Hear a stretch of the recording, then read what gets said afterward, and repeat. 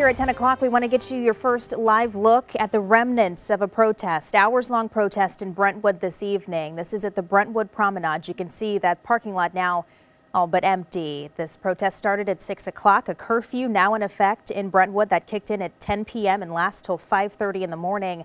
Most of the crowd, it seems, is following that, just down to maybe not even a few at this point.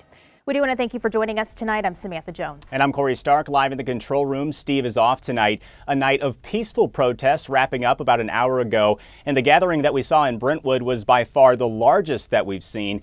It's hard to say just how many people were marching tonight. We estimate up to 2,000 at one point. And you can see the crowd here walking up Eager Road from the Brentwood Promenade. The entire group then marched south down Hanley. Police were able to keep drivers off the road as they made their way to the Walmart in Maplewood.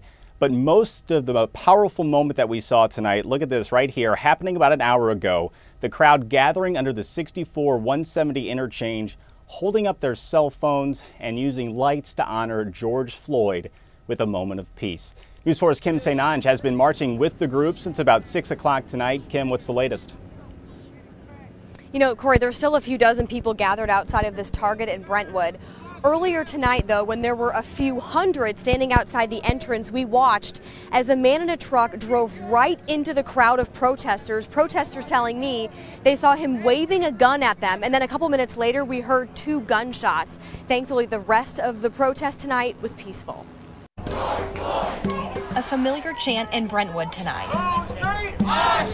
For Denise Pearson, the message is simple. I just want everybody to be treated equal. Give us all a fair shot. She's one of at least 1,000 people who packed the Brentwood Promenade parking lot. It says, if shooting starts, stand behind me, I'll shield you. This is Sarah Gruper's 4th protest this week. If I can jump in front of a black person to sort of help them and save them from getting beaten or tased or shot at, I will. You put your life on the line to protect someone else, Absolutely. A stranger. Yeah, absolutely. Protesters marched along Hanley, police blocking traffic in both directions as they stood in the middle of the road. This is beautiful, honestly. Protesters say it's time for a change. Elimination of police brutality, for one. Recognize, one, that systematic racism does exist here, address it, and fix it so we can all have a better life.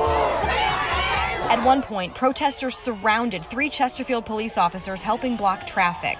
Powerhouse Sky Zoom 4 captured the crowd as they gathered in the Walmart parking lot about a mile away, taking a knee for 8 minutes and 46 seconds to honor George Floyd. Having to live in this same fear constantly every single day, and realizing that could have been my brother, my cousin, my friend at any given moment.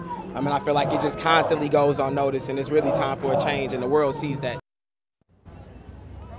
Thankfully, no one was incident with the truck incident. I do want to mention here that Brentwood police tell us they are investigating. And speaking of Brentwood police, just within the last maybe 2 minutes, we've watched as several police cars have pulled up into this Brentwood Promenade parking lot. Again, just making sure that nothing happens here, as we do see a crowd is continuing to gather here tonight as these businesses are boarded up. Sam, I'll send things back to you. Okay.